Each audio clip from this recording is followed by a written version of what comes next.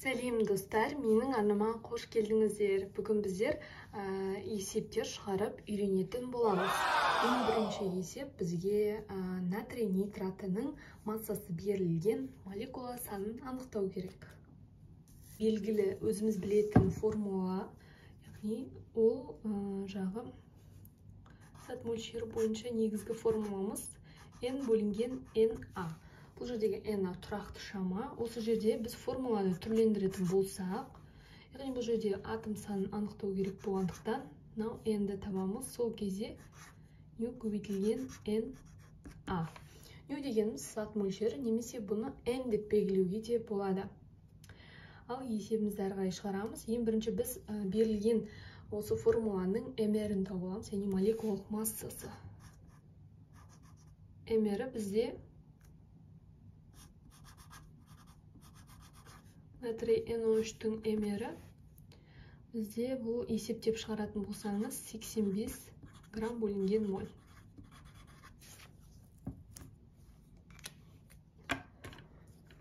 Ал енді формула бойынша есептейміз, яғни бірден біз ең бірінші масса берілгендіктен біз масса бойынша біз ньюді тауып аламыз, яғни формулаға қажетті ньюді.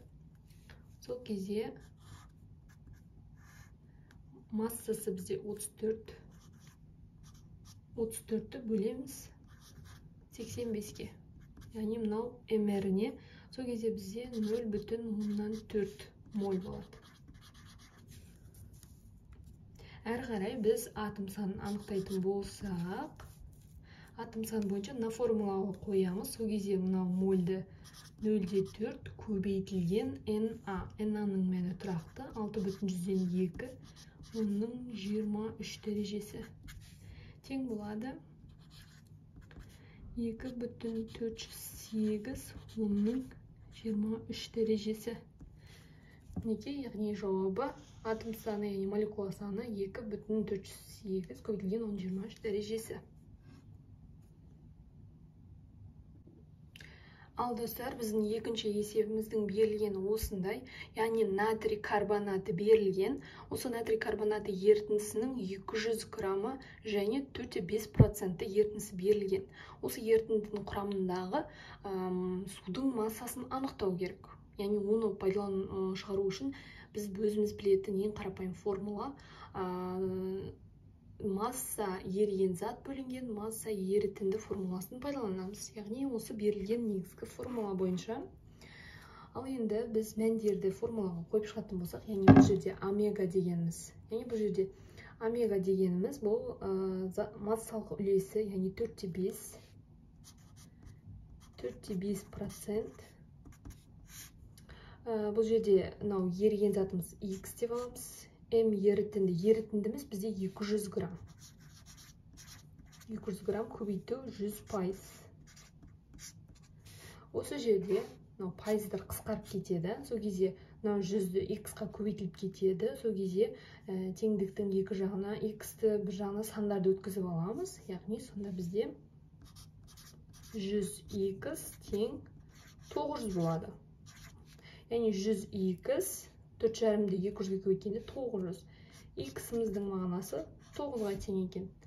Олай болатын болса, бұл бізде негізгі еріген затымыздың массасы 9 грамм. Ал енді судың массасын анықтау үшін бізде бұлай есептейміз. Берілген негізгі ерітіндінің массасынан азайтамыз еріген заттың массасын. Сол кезде 191 грамм су түзіледі екен. Яғни жауабы 191 грамм. Біздің үшінші есебіміздің берілгені бұл жерде, яғни кальций оксиді 14 грамм кальций оксиді мен 35 грамм HNO3, яғни азот қышқылы әрекеттескенде түзілген тұздың массасын анықтаңыз делінген.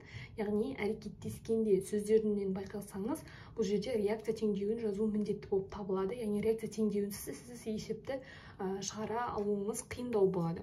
Сондықтан да бірінші біз реакция теңдеуін жазамыз, яғни берілгеніне сәйкес, яғни кальций оксиді мен азот қышқылын әрекеттестіргенде бізде кальций NO3 2 мынадай тұз түзіледі және су бөлінеді. Біз теңестіріп қойдық. Енді осылар бойынша біз есептеу жүргіземіз. Және де қосымша мәліметтер, бұл жерде мен берілген заттардың молекулалық массаларын есептеп қойдым. Яғни мр кальций үшін 56-ға тең, азот қышқылы үшін мр 63-ке тең екен. Ал әрі қарай есептерді жүргізейік.